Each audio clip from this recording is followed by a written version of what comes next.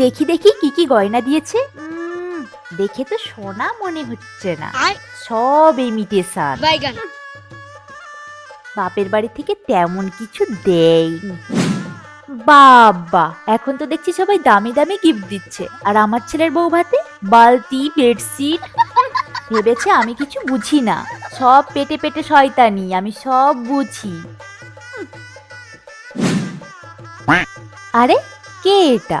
এটা তপনের মেয়ে না? ছি, ভালোই তো ছেলেদের সাথে ঢলাঢলি করছে। দাঁড়া, ওর একটা ছবি তুলে রাখি। ওর মার খুব টেম্পার, তাই না? এদিক না, এদিক। হ্যাঁ, না না, কেউ দেখছে না, এই সুযোগে আঁচলের নিচে এটা লুকিয়ে নিই।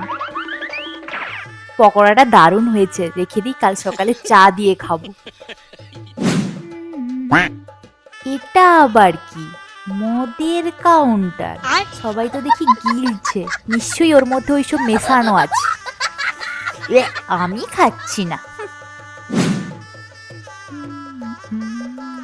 খাবার দাবার গুলো কিন্তু ভালোই করেছে, সাজিয়েছেও দারুণ। এত বড় জায়গা ম্যানেজমেন্ট কে করেছে? কল্যাণী রেজেন্সি।